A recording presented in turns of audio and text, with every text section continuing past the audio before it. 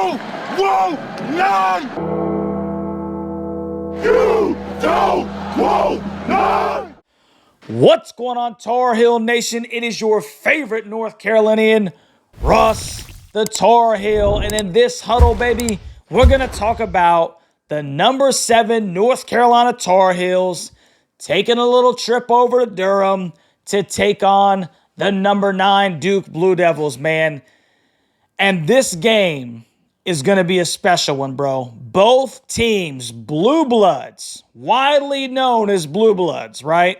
Separated by 8 miles, top 10 teams, and they're going to be playing in Durham, basically for all intents and purposes, bragging rights, okay? Who finishes the regular season on top? Now, before we get into the intricate details of this basketball game, we need to take a second to realize that no matter what happens on Saturday, Carolina has at least secured a share of the ACC regular season crown, right?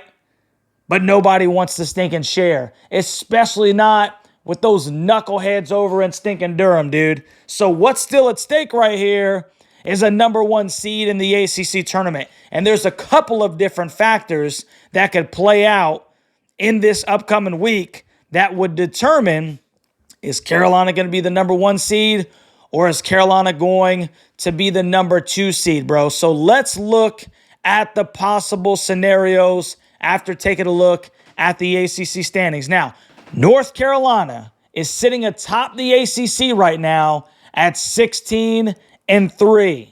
Right behind them, 1 game back, is the Duke Blue Devils, our opponent. Right behind Duke, Virginia sits at 12-7. Clemson and Pitt are at 11-8. Syracuse is 11-9.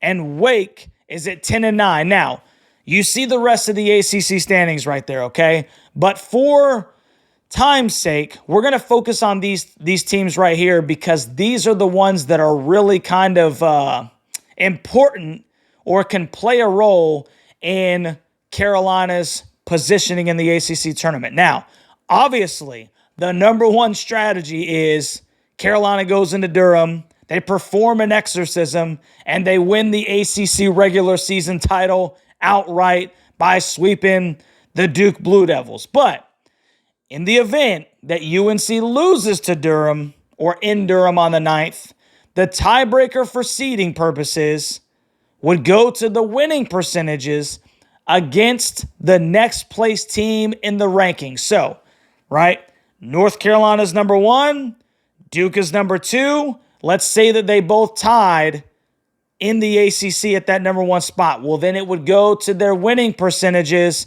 against the 3rd ranked team in the conference. In this case right now, it's the Virginia Cavaliers. Now, North Carolina and Duke have both beaten Virginia. They have a 100% win percentage against the Cavs.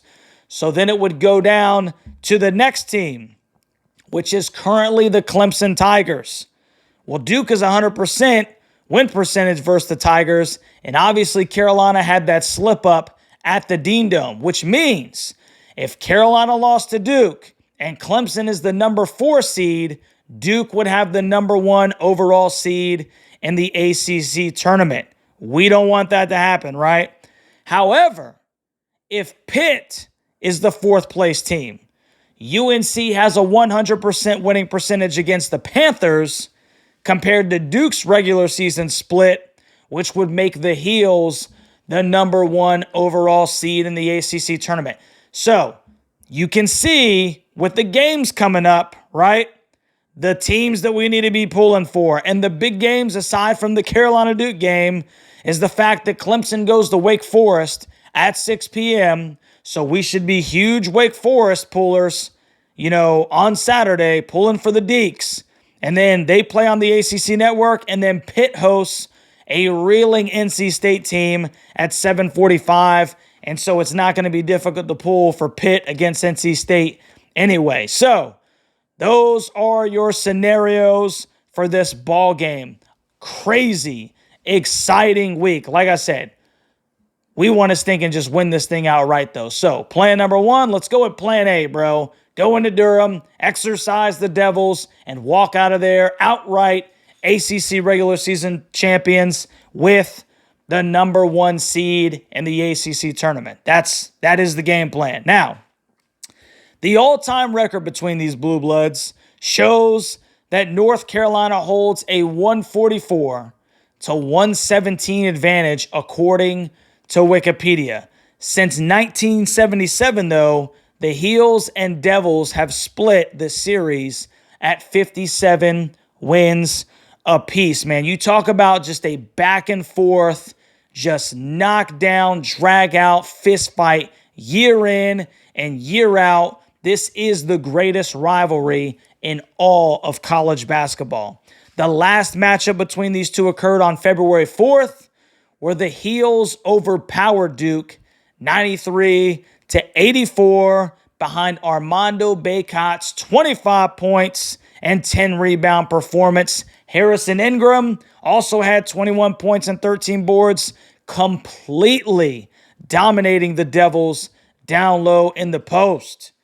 RJ Davis also added 17 along with Seth Trimble, giving us 10 off of the bench. Now, for the Dukies, Mr. I Paint My Fingernails scored 23. Old Kyle Flapowski added 22. And Jeremy Roach scored 20. So they had three Dukies in double figures, scoring 20 or more, which is pretty impressive. Now, both teams shot 50% from the floor, but the Heels were able to hold Duke to 26.3% from the three-point line compared to Carolina shooting 37.5% themselves. UNC also only out-rebounded the Devils by one in that round one matchup in Chapel Hill. So how have these teams fared since that game? Well, Duke is 8-1. And their lone loss coming during the Flopgate, where Filipowski decided that he wanted to batter a Wake Forest student, and then he cried victim, faked an injury, and now he has the entire world talking about banning court storming.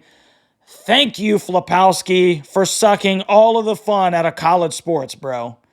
North Carolina, on the other hand, is 6-2 with a home loss to Clemson and at Syracuse. Now, let's get into this particular game.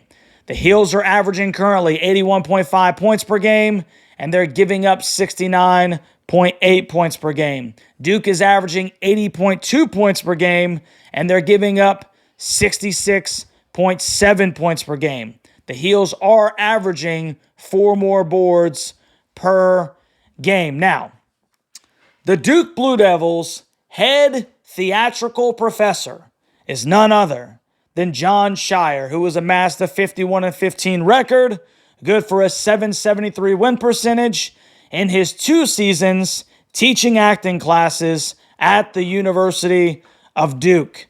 The Devils' leading scorer and rebounder is Academy Award nominee and John Shire's number 1 pupil, 7-foot, 248-pound center Kyle Filipowski, a.k.a. Flop.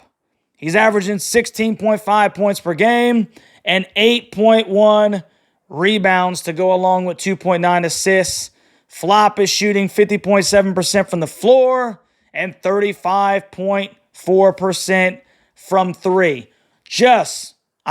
What we're witnessing right now in just complete, immaculate recovery time, he was able to overcome what appeared to be a season-ending injury at midcourt against the Wake Forest Demon Deacons, where he had to be helped off of the court. And now, in miraculous fashion, he's 100% doing what he always does. It's truly amazing, folks, this guy's ability to come back from such a devastating injury. Now, the Devils' leading assist man is 6'5", 183-pound sophomore guard Tyrese Proctor, who's dishing out 3.8 assists per game to go along with his 10.4 points per game and 2.9 boards. You also have to keep an eye out for Jeremy Roach, who has proven to be a competent scorer, along with Jared McCain. Now that we've looked at the team that represents the lower parts of the earth, let's take a look at those North Carolina Tar Heels clad in Carolina blue, baby, that look like they descended from heaven itself.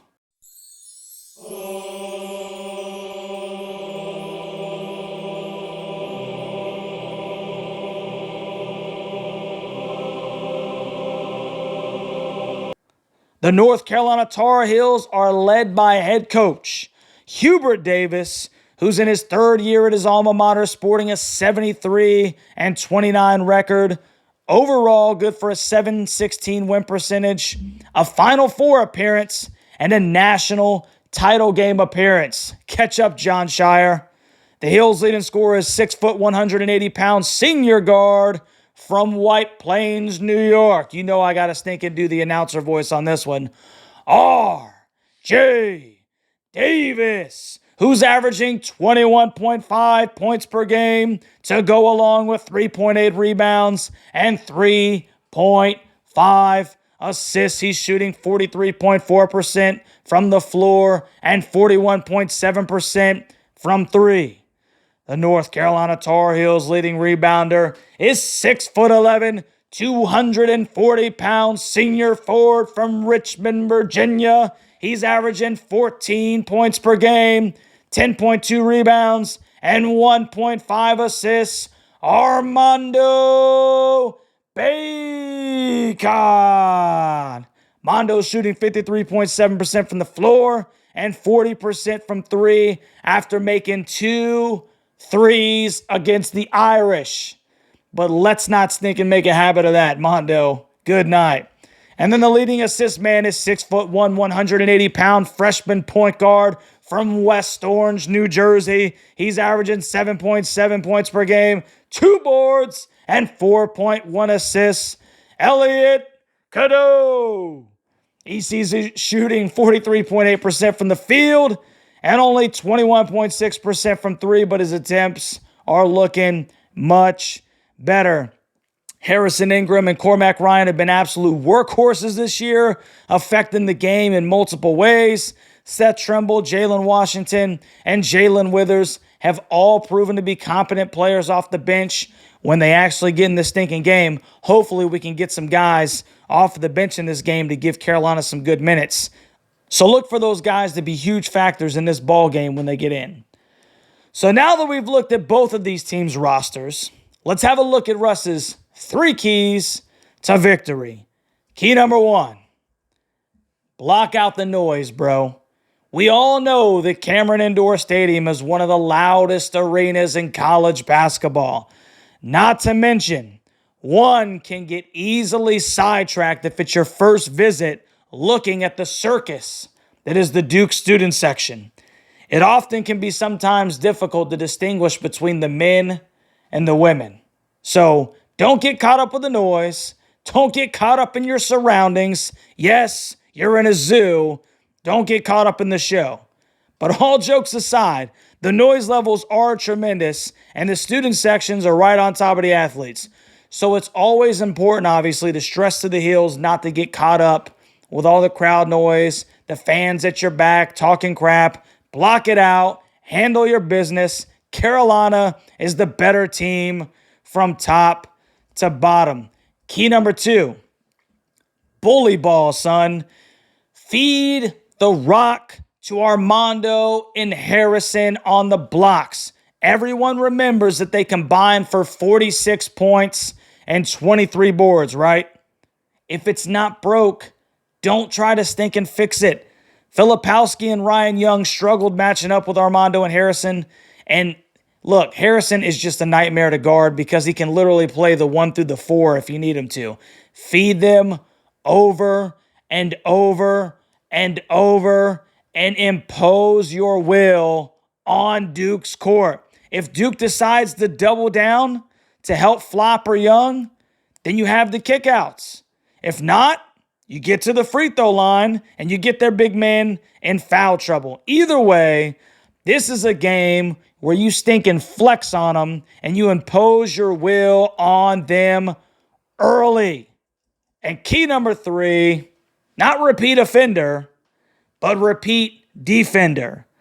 I'd love to see Cormac Ryan try and take Mr. I paint my fingernails out of this ball game, much like he's done to DJ Horn and Marcus Burton here recently. I also would love to see RJ matched up on Jeremy Roach. Roach is a crafty senior, and he knows how to maneuver himself into 10 to 15 footers, and he can also knock down the 3 ball. He's an underrated scorer and the floor general for this Duke team. I want my 2 best perimeter defenders matched up on those 2 guys. On the ball point guard and Jared McCain. Flop, he's going to get some buckets. If we defend with the same drive, though, the same drive and the want that we did against the Irish, and we take that and bottle it up and we bring that into Durham against the stinking Blue Devils, we'll be in a great spot, guys. And that'll take us to Russ's score prediction. Now, the ESPN predictor gives the Blue Devils a 71.7% chance at beating the Heels in this one. This is a place where Carolina has not been very often this season. And I'm not going to lie, I have literally been torn going back and forth with predicting this basketball game. I stated from the beginning that I was going to do my best to put my personal bias aside and call it how I see it, win, lose, or draw. Now, I've only picked UNC to lose 1 time this year. And obviously that's because I genuinely believed that they were the better team in every single matchup except for one. And that was the game against UConn. And I ended up getting that one right, unfortunately. 2 of my losses that I predicted that were going to be W's, Villanova and Kentucky, which I still think UNC is the better overall team. And then you got Clemson at home and Georgia Tech and Syracuse on the road, which nobody in their right mind saw those L's coming, right? Now, these teams are coming in playing arguably their best basketball this season, and I really do think that we are in for a special stinking game, Tar Heel Nation. The question is, who gets the W in round 2? The difference maker is going to be this. Carolina is a tougher team and a better defensive team than the Duke Blue Devils. North Carolina plays 35 to 40 minutes of passionate basketball on the defensive end of the floor, and they hold the Blue Devils under their season average on their stinking floor. Carolina starting 5 has too many scores that completely disallow the Devils to key in on one particular individual, and the Heels outlast the Devils 77 to 74 and effectively become the 2023-2024 ACC regular season champs and the number 1 overall seed in the ACC tournament. You say, Russ, what is your confidence level? Well, take the ESPN matchup predictor and flip it on its head. About 70%, bro. I really feel like this Carolina team is starting to feel like a team of destiny. So let me know what you think about this game down in the comment section, Tar Heel Nation. Is your boy on to something? Or am I over here on the bench with a season-ending injury for 5 minutes with, Kyle Filipowski giving us his best bitter beer face? If you haven't already, like, share, subscribe to the channel. Shout out to the Huddle Hooligans for all of your continued support. I really do love and appreciate you guys, man. Unfortunately, no live stream this Saturday, bro. Your boy's got to work, and there's no getting out of this one. So, yes, I will be at work during the Carolina and Duke game. And trust me, nobody is more dissatisfied with that than me. But make sure you check out the reaction video afterwards. Buckle up, Tar Heel Nation. This is what it's all about, bro. It's what we stinking live for as Tar Heel fans, man. Doesn't get any better for this. Can't wait for this stinking basketball game. I'm excited, and I feel good about where we're at. So, We'll catch you on the next one, Tar Heel Nation.